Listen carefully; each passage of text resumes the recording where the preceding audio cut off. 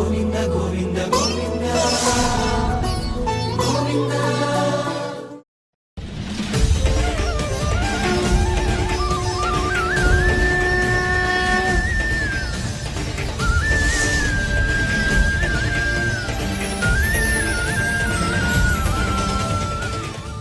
ఓం నమో వెంకటేశాయ. ఏడుకొండలవాడ వెంకటరమణ గోవింద గోవింద. శ్రీ శ్రీనివాస శ్రీ వెంకటేశ గోవింద గోవింద.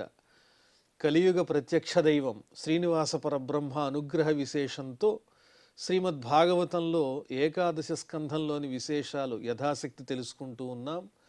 నారాయణం నమస్కృత్య నరం చైవ నరోత్తమం దేవీం సరస్వతీం వ్యాసం తతో జయముదీరయేత్. సుఖయోగీంద్రుల వారు పరీక్షిన్ మహారాజునకు భగవల్లీలా విశేషాలను వర్ణించి చెబుతూ ఉన్నారు. నారద మహర్షిని వసుదేవుల వారు ప్రశ్న అడిగారు. ఏమని? భగవత్ప్రీతికరమైనటువంటి కర్మ ఏమిటి? ఏ విధంగా భగవానుడు ప్రీతి చెందుతాడు? ఈ ఐహికమైన సంసార బంధం నుంచి ఎలా విముక్తి పొందాలో తెలియజేయండి మహర్షి అని నారద మహర్షిని అడిగితే, అప్పుడు నారదుల వారు, ఓ వసుదేవ, పూర్వం ఇదే విషయము వృషభదేవుని పుత్రులకు మిథిల విదేహ దేశానికి రాజైనటువంటి జనకునకు నిమి చక్రవర్తికి ఒక సంవాదం జరిగింది. ఆ విషయాన్ని నీకు తెలియజేస్తాను, తద్వారా నీ ప్రశ్నకి సమాధానం వస్తుందని చెప్పి ఆ విషయం చెప్పటం ప్రారంభించారు. వృషభదేవునకు 100 మంది పుత్రులున్నారు. అందులో మొదటివాడు భరతుడు. ఆయన పేరు మీదే భారతదేశం అనేటువంటి పేరు వచ్చింది. తేషాం నవనవద్వీపపతయోస్య సమంతతః కర్మతంత్ర ప్రణేతారః ఏకాశీతిర్ద్విజాతయః. ఆ వృషభదేవుని పుత్రులలో మొదటి పుత్రుడు భరతుడైతే, ఆ తరువాత ఇంకొక 9 మంది పుత్రులు ఈ భారతదేశాన్ని 9 భాగాలుగా పరిపాలన చేశారు. 9 భూఖండములకు అధిపతులయ్యారు. అదేవిధంగా ఈ 100 మంది పుత్రుల్లో మరి ఒక 81 మంది పుత్రులు ఏం చేశారంటే, బ్రాహ్మణ ధర్మాన్ని అనుసరిస్తూ యజ్ఞయాగాదులు చేస్తూ కర్మ మార్గాన్ని అనుసరించి భగవంతుణ్ణి పొందేటువంటి ప్రయత్నం చేశారు. నవా భవన్ మహాభాగాః మునయో హ్యర్థశంసినః శ్రమణావాతరశన ఆత్మవిద్యా విశారదాః. ఆ తరువాత మిగిలినటువంటి 9 మంది, ఇంతవరకు చెప్పగా మిగిలినటువంటి 9 మంది వాళ్ళు గొప్ప ముని మార్గాన్ని అనుసరిస్తూ ఉన్నటువంటి వాళ్ళై నిజమైనటువంటి ప్రయోజనం కోసం వాళ్ళు ప్రయత్నిస్తున్నారు. అంటే భగవంతునికి ప్రీతికరమైనటువంటి కార్యం ఏది అని ఆలోచించి భగవత్ ప్రీతికరమైనటువంటి మార్గంలో నడవడాన్ని ప్రారంభించి ఆ భగవత్ తత్వాన్ని పరమతత్వాన్ని అందరికీ బోధించే దిశగా ఆ 9 మంది మునులై అన్నిటినీ విడిచిపెట్టి సన్యాసులై దిగంబరులై ఆత్మవిద్య యందు గొప్ప నిష్ణాతులై ఉన్నారు 9 మంది అని చెబుతూ, ఆ వృషభదేవుల వారి 100 మంది పుత్రులలో ఆత్మతత్వజ్ఞానం కోసం పాటుపడుతూ మునిధర్మాన్ని అవలంబించేటువంటి ఆ 9 మందిని గురించి ఇక్కడ వర్ణించి చెబుతున్నారు. కవిర్హరిరంతరిక్షః ప్రబుద్ధః పిప్పలాయనః ఆవిర్హోత్రోధద్రుమిలః చమసః కరభాజనః. ఆ 9 మంది ఎవరంటే, కవి, హరి, అంతరిక్షుడు, ప్రబుద్ధుడు, పిప్పలాయనుడు, ఆవిర్హోత్రుడు, ద్రుమిలుడు, చమసుడు, కరభాజనుడు అనే పేరు కలిగినటువంటి 9 మంది.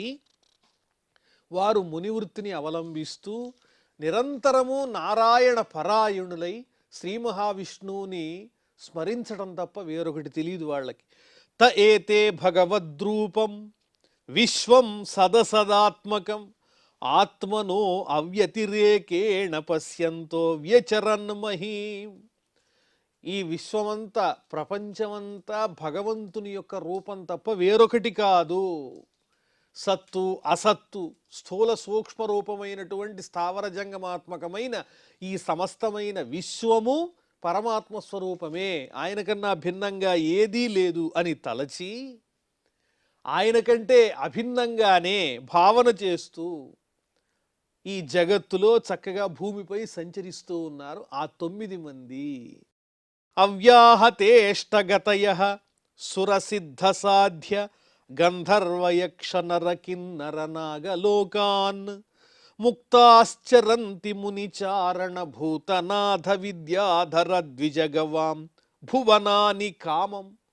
ఆ 9 మంది ఎటువంటి వారంటే ఎక్కడికంటే అక్కడికి వెళ్ళగలరు. వారికి అడ్డు ఆపు లేదు. అవ్యాహతమైనటువంటి గొప్ప గమనము కలిగినటువంటి వారు. ఎక్కడికి కావాలనుకుంటే అక్కడికి వాళ్ళ ఇష్టం కొద్దీ తిరిగేటువంటి శక్తి వారికి ఉన్నది. దేవలోకానికి వెళ్ళగలరు, సిద్ధులుండే చోటికి వెళ్ళగలరు, సాధ్యులనే దేవతల దగ్గరికి వెళ్ళగలరు, గంధర్వలోకాలకు వెళ్ళగలరు, యక్షుల లోకాలకి వెళ్ళగలరు, మానవలోకంలో సంచరించగలరు. కిన్నరులు, కింపురుషులు, నాగులు ఇత్యాదిగా కలిగిన సమస్తమైనటువంటి లోకాలు ఏవైతే ఉన్నాయో అవన్నీ సంచరించగలిగినటువంటి సామర్థ్యం కలిగిన వాళ్ళు ఆ 9 మంది. వారు అన్నిటినీ విడిచిపెట్టినటువంటి ముక్తులు. ఈ సాంసారికమైనటువంటివన్నీ వారి హృదయంలో కూడా లేశమాత్రం కూడా ఉండవు. అలాంటి వాళ్ళు ఆ 9 మంది వృషభపుత్రులు. ముని మార్గాన్ని ఆచరిస్తున్నటువంటి వారై మునుల యొక్క లోకంలో కూడా సంచరించగలరు, తపోలోకంలో. అలాగే చారణులనేటువంటి దేవతలు ఎక్కడైతే ఉన్నారో అక్కడికి వెళ్ళగలరు. సమస్తమైన ప్రాణులు ఈ సృష్టిలో ఎక్కడెక్కడున్నాయో అక్కడెక్కడికెల్లా సంచరించగలిగినటువంటి గొప్ప శక్తి సామర్థ్యములు కలిగినటువంటి వారు. గోలోకానికి, విద్యాధరులనే దేవతలున్న లోకానికి, అలాగే పక్షులు నివసించే లోకానికి, సమస్తమైన భువనాలలోనూ ఎక్కడికైనా తమ కోరికని అనుసరించి సంచరించగలిగే గొప్ప శక్తి సంపద కలిగినటువంటి వారు ఆ వృషభదేవుని యొక్క పుత్రులు ఆ 9 మంది. త ఏకదా నిమేసత్రం ఉపజగ్ముః యదృచ్ఛయా వితాయమాన మృషిభిః అజనాభే మహాత్మనః. భారతవర్షంలో ఒక సత్రయాగం జరుగుతోంది. ఆ సత్రయాగాన్ని జరిపించేది ఎవరు అంటే సాక్షాత్తు విదేహ చక్రవర్తి అయినటువంటి నిమి చక్రవర్తియే.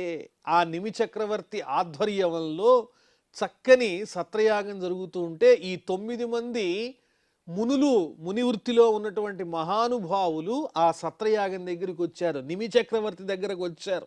అనుకోకుండా ఎలా జరుగుతోంది ఆ యాగం అంటే ఎంతో చక్కగా నిష్ఠగా వాళ్ళంతా ఆచరిస్తూ ఉన్నారు. ఎంతోమంది ఋత్విక్కులు ఉన్నారు. ఎప్పుడైతే ఆ నిమి చక్రవర్తి చేస్తున్నటువంటి సత్రయాగం దగ్గరికి ఈ 9 మంది మునులు వచ్చారో వృషభదేవుని పుత్రులు, తాన్ దృష్ట్వా సూర్య సంకాశాన్ మహాభాగవతాన్ నృపః యజమానో అగ్నయో విప్రాహ సర్వ ఏవోపతస్థిరే. సూర్యుని యొక్క తేజస్సుతో ప్రకాశిస్తున్నారు ఆ 9 మంది. అటువంటి మహానుభావులు ఆ యాగం దగ్గరికి రావటమే ఎంతో అద్భుతము. ఆ యాగం సఫలమైనట్టే. మహాత్ములైనటువంటి వారి యొక్క ప్రవేశంతో, పాదస్పర్శతో అన్నీ సఫలీకృతం అవుతాయి సత్కర్మలన్నీ. అలాగే ఆ మహానుభావుల రాకతో సూర్యుని యొక్క తేజస్సుతో ప్రకాశిస్తున్న వారు ఆ సత్రయాగంలో ప్రవేశించంగానే సాక్షాత్తు భగవంతునికి ఎంతో ప్రీతులైనటువంటి వారు ఈ 9 మంది. అలాంటి కర్మలను ఆచరించేవాళ్ళు. వాళ్ళు రాంగానే అక్కడ ఉన్నటువంటి యజ్ఞాన్ని జరిపించే యజమాని, అలాగే ఋత్విక్కులు, బ్రాహ్మణోత్తములు అందరూ ఒక్కసారిగా లేచి వారికి ఎదురేగారు. అగ్నిహోత్రుడు కూడా వారిని సేవిస్తూ ఉన్నాడు. ఆ యజ్ఞంలో ప్రకాశించే అగ్నిహోత్రుడు కూడా ఆ వచ్చిన 9 మందిని చూచి తన యొక్క భక్తిని ప్రకటించే విధంగా కనిపిస్తూ ఉన్నాడు.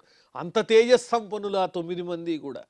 విదేహస్థానభిప్రేత్య నారాయణ పరాయణాన్ ప్రీత సంపూజయాంచక్రే ఆసనస్థాన్ యథార్హతః.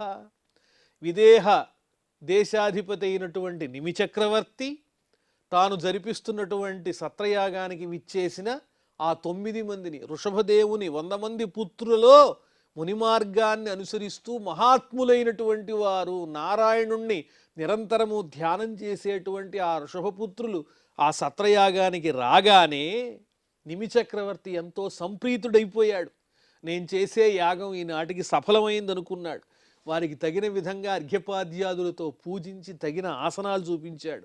అయ్యా, ఉచితమైనటువంటి చక్కని ఆసనాల మీద మీరు ఉపవిష్టులు కండి అని వారికి మర్యాదలన్నీ చేశాడు. తాన్ రోచమానాన్ స్వరుచా బ్రహ్మపుత్రోపమాన్ నవ పప్రచ్ఛ పరమ ప్రీత ప్రశ్రయావనతో నృప. ఈ విధంగా ఆ 9 మంది వారి వారి కాంతులతో రెండింతలు ప్రకాశిస్తూ ఉన్నారు. అగ్నిజ్యోతుల్లాగా ఉన్నారు ఆ 9 మంది కూడా. అలా ప్రకాశిస్తూ బ్రహ్మ యొక్క కుమారులా అన్నట్లుగా ప్రజాపతుల వలె మిలమిలా మెరిసిపోతున్నటువంటి వాళ్లతో వినయపూర్వకంగా శిరస్సు వంచి నమస్కరిస్తూ ఆ మహారాజు నిమిచక్రవర్తి ఈ విధంగా ప్రశ్నిస్తున్నాడు. స్వామి, మీరు క్షేమమే కదా?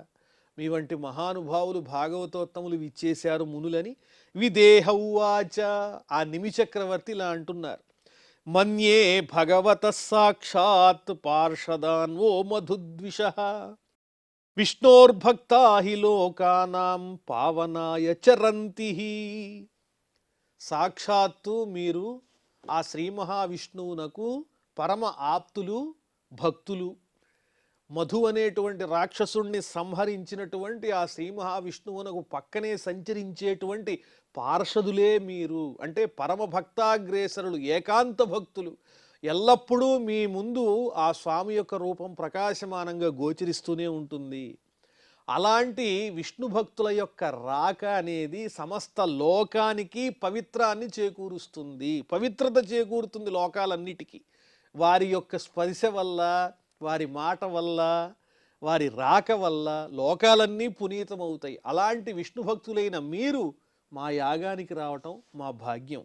దుర్లభో మానుషో దేహో దేహినాం క్షణభంగురః తత్రాపి దుర్లభం మన్యే వైకుంఠ ప్రియ దర్శనం. ఇది ఎంతో అత్యుత్తమమైనటువంటి మాట. ఇవి మనం పఠించేటువంటి సందర్భంలో చాలా తేలికగా అనిపిస్తాయి వినడానికి. కానీ ఆలోచించిన కొద్దీ అందులో ఉండేటువంటి అంతరార్థం మనకు అవగాహన అయితే ఏ విధంగా మనం భగవద్భక్తిని పెంచుకోవచ్చో అర్థమవుతుంది. దుర్లభో మానుషో దేహ. మానవ దేహం అంటే అంత తేలిక కాదు. మానవునిగా జన్మించాలంటే ఎంతో అదృష్టం చేసుకుని ఉండాలి. భగవంతుని యొక్క అనుగ్రహం ఎంతో ఉంటే గాని విచక్షణ విజ్ఞానం కలిగినటువంటి కరచరణాద్య అవయవములతో పాటుగా ఒక విలక్షణమైనటువంటి జ్ఞానంతో కూడా ఈ మానవ దేహం రాదు. ఈ మానవ దేహం వచ్చిందంటేనే అర్థం ఏమిటంటే భగవంతుణ్ణి పొందడానికి ఒక అవకాశం వచ్చింది, దాన్ని సద్వినియోగం చేసుకోండి అని అర్థం. మరి ఇటువంటి దేహం, మానవ దేహం వచ్చిన ఈ దేహం ఎలాంటిది అంటే ఎప్పుడు పతనం అయిపోతుందో తెలియదు. అది వచ్చినప్పుడే దాన్ని ఆధారంగా చేసుకుని ధర్మాన్ని అనుసరించాలి, భగవత్ప్రాప్తికై ప్రయత్నించాలి.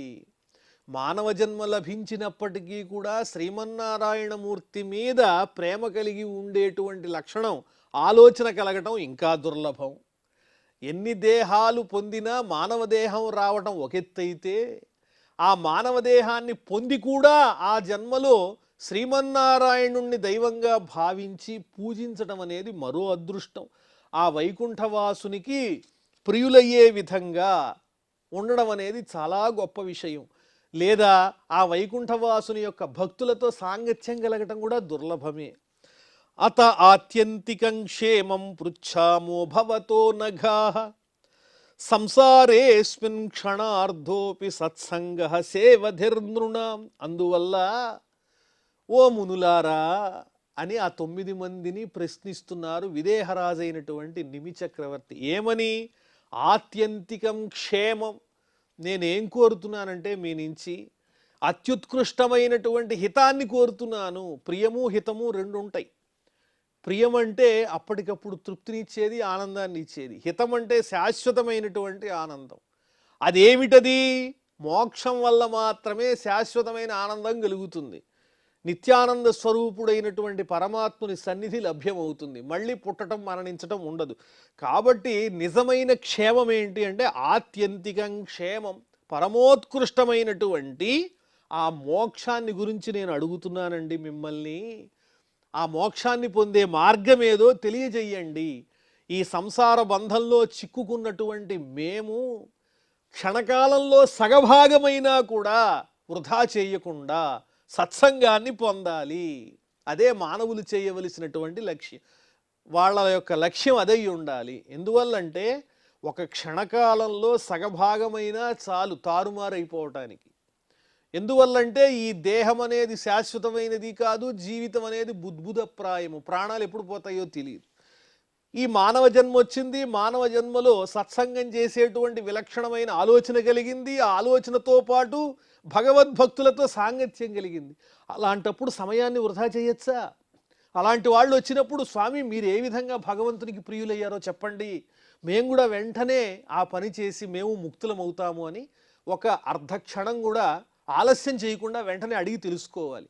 అదే ఇక్కడ విదేహరాజు అయినటువంటి నిమిచక్రవర్తి ఆ మునుల్ని అడుగుతున్నారు, అయ్యా భగవంతుణ్ణి పొంది మోక్షాన్ని సాధించే మార్గం ఏంటో చెప్పండి, ఈ సంసారంలో ఉండేటువంటి ఈ దుఃఖాల కన్నా అతీతంగా ఉండేటువంటి ఆ ఆనందాన్ని పొందేటువంటి మార్గం ఎలాగా, సత్పురుషులతో గడపాలి కదా, మీ వంటి సత్పురుషులు ఇక్కడికి రావడమే మాకు సంతోషం. ధర్మాన్ భాగవతాన్ బ్రూత యది నశ్రుతయే క్షమం యైః ప్రసన్నః ప్రపన్నాయ దాస్యత్యాత్మానమప్యజః. కాబట్టి ఓ మునులారా, మీరు నాకు తెలియజేయవలసినటువంటి విషయం ఏమిటంటే భగవత్ సంబంధమైనటువంటి ధర్మాలను చెప్పండి. భాగవతాన్ ధర్మాన్ బ్రూత, నేను వినే అర్హత కలిగిన వాణ్ణనేటువంటి విశ్వాసం మీకుంటే. ఎందువల్లంటే అవి వినడానికి కూడా ఒక అర్హత కావాలిగా, దాని పట్ల ఒక నమ్మకం ఉండాలిగా. నమ్మకం లేనప్పుడు ఎంత చెప్పినా కూడా అది రంధ్రం పడినటువంటి కుండలో నీళ్లు పోసినట్టే, పోస్తూ ఉంటే కింద స్రవిస్తూ ఉంటుంది జలం, అంతే తప్ప అందులో నిలబడదు. అలాగే నమ్మకం లేని వారికి భగవత్ప్రియమైనటువంటి కార్యం ఏమిటో చెప్పండి, కర్మ ఏమిటో చెప్పండి అని అడిగితే వారు సరిగ్గా స్పందించరు. ఎవరికైతే ఇష్టం ఉంటుందో వారికే చెప్పాలి. వినడానికి కూడా ఒక అర్హత కావాలి కదా. ఆ అర్హత నాకుంది, నేను భగవంతుణ్ణి ఆనందపరచటానికే కోరుతున్నాను అనే నమ్మకం గనక ఓ మునులారా మీకున్నట్లయితే, వినే అర్హత నాకున్నట్లయితే ఆ విషయాన్ని గురించి వర్ణించి చెప్పండి, భాగవత ధర్మాలు చెప్పండి. యైః ప్రసన్నః ప్రపన్నాయ దాస్యత్యాత్మానమప్యజః. ఆ భక్తికి మెచ్చినటువంటి పరమాత్ముడు ఎవరైతే అనన్యమైనటువంటి మనస్సుతో భక్తిభావంతో స్వామిని కొలుస్తారో అలాంటి వారికి భగవానుడు తనని తాను ఇచ్చైనా సరే వాళ్ళని సంతృప్తి పరుస్తాడు. నేను మీ అధీనం అంటాడు. సహజంగా పరమాత్ముడు స్వతంత్రుడు, భక్తుల పట్ల మాత్రం పరతంత్రుని వలె కనిపిస్తూ ఉంటాడు. భక్తులు ఎలా చెప్తే అలా చేస్తూ ఉంటాడు. కాబట్టి అలాంటి ఆ భగవంతుణ్ణి నిరంతరము పొందేటువంటి మార్గం ఏమిటో మీరు చెప్పండి, భాగవత ధర్మాలు ఏమిటో తెలియజేయండి అని చెప్పి ఈ మునులందరినీ ఆ నిమిచక్రవర్తి ప్రశ్నించారు. శ్రీ నారద ఉవాచ. ఇదంతా ఎవరెవరికి చెబుతున్నారు? నారద మహర్షి తెలియజేస్తూ ఉన్నారు. శ్రీ నారద ఉవాచ ఏవంతే నిమినా పృష్టాః. వసుదేవునికి చెబుతున్నారు నారద మహర్షి, ఓ వసుదేవ వింటున్నావా? ఏవంతే నిమినా పృష్టాః వసుదేవ మహత్తమాః ప్రతిపూజ్య అబ్రువన్ ప్రీత్య సదసత్యర్త్విజం నృపం. ఈ విధంగా నిమిచక్రవర్తి చేత ప్రశ్నింపబడినటువంటి ఆ 9 మంది ఋషులు కూడా మహానుభావులైనటువంటి వారు, మహాత్ముల్లో మహాత్ములు, మహత్తమాః. వాళ్ళందరూ ఈ నిమిచక్రవర్తి జనక మహారాజు అడిగినటువంటి ప్రశ్నకి పొంగిపోయారు. ఎవరికి ఉంటుంది ఇలాంటి ఆలోచన? భగవంతుని గురించి తెలుసుకోవాలి, ఆయన్ని ప్రీతి కలిగించేటువంటి మార్గాన్ని ఏ విధంగా అవలంబించాలని ఎవరు అడుగుతారు? ఇంత గొప్ప ప్రశ్న ఎంతో వినయంగా నమస్కరిస్తూ ఈ విదేహరాజు అయినటువంటి నిమిచక్రవర్తి జనకుడు అడుగుతూ ఉన్నాడు.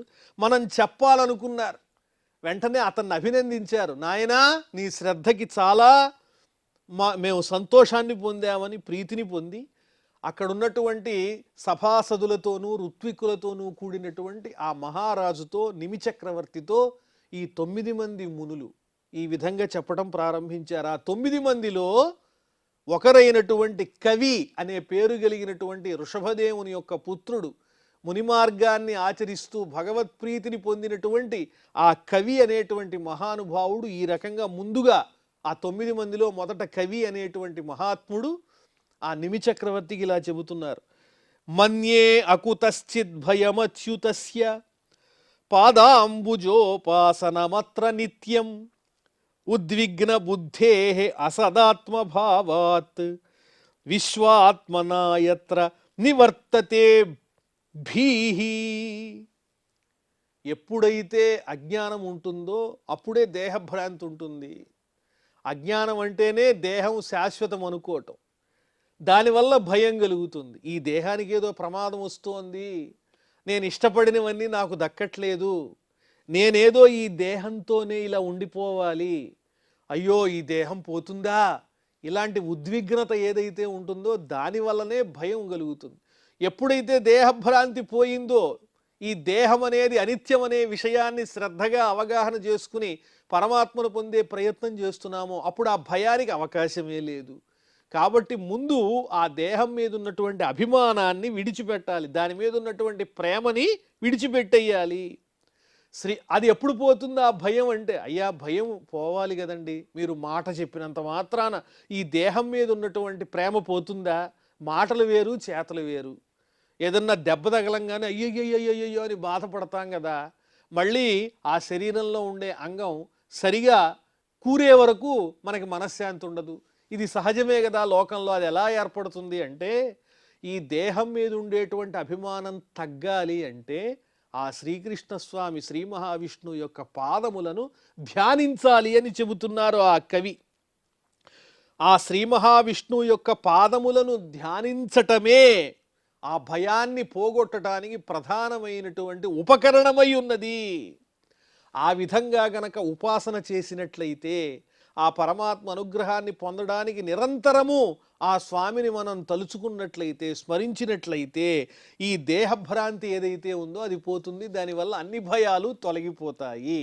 అంటే పరమాత్మ యొక్క సంస్మరణ మాత్రం చేతనే దేహానికి కలిగేటువంటి భయాలు ఏవైతే ఉంటాయో అవన్నీ కూడా మరుపుకొచ్చేసి పరమాత్ముడే మనలో నిలుస్తాడు. ఇది తేలికైనటువంటి మార్గం.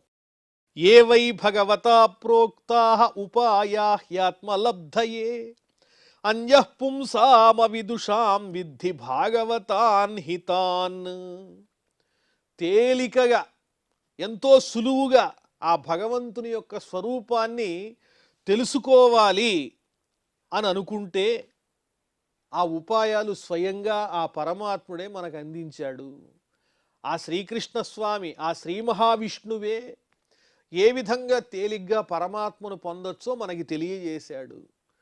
కఠినంగా వెళ్ళి అరణ్యాల్లో శరీరాన్ని కృషింపజేసి తపస్సు చేయాల్సినటువంటి అవసరం లేదు. చేయగలిగిన వాళ్ళు చేస్తారు, అది చెయ్యకూడదని కాదు, ఇంకా సులువుగా పొందొచ్చు. ఏమిటా మార్గం అని చెబుతున్నారు. యానాస్థాయ నరో రాజన్న ప్రమాద్యేత కర్హిచిత్ ధావన్నిమీల్యవా నేత్రేన స్ఖలేన్న పతేదిహ.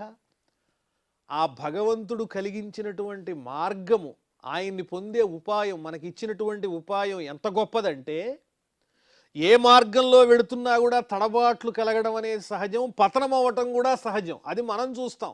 ఒకసారి ఎత్తుకి వెడుతూ ఉంటాం, ఒకసారి పతనావస్థకి వస్తూ ఉంటాం, ఏ అభ్యాసం చేసినా కూడా.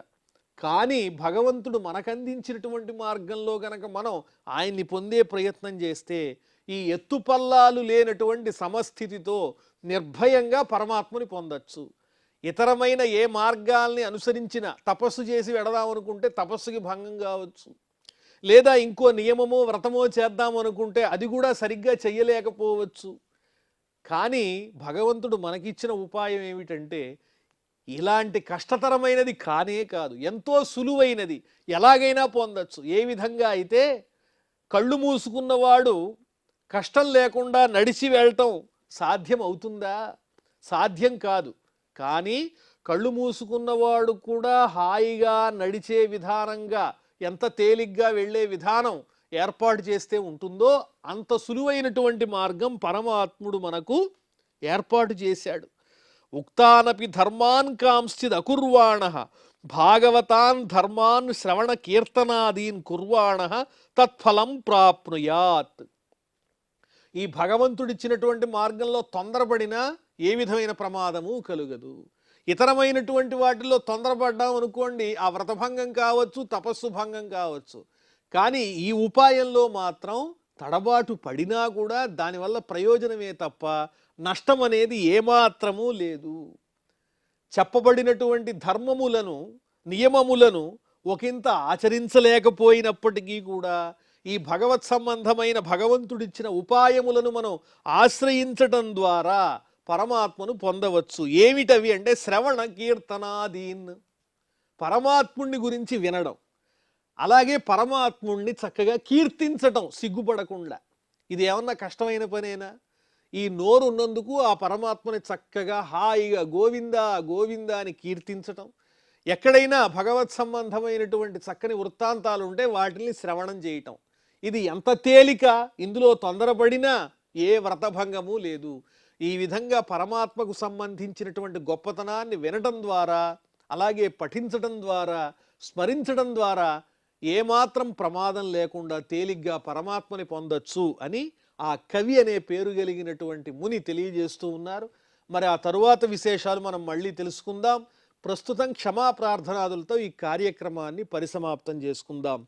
అథ క్షమా ప్రార్థన యదక్షరపద భ్రష్టం మాత్రాహీనంచ యద్భవేత్ తత్సర్వం క్షమ్యతాం దేవ నారాయణ నమోస్తుతే.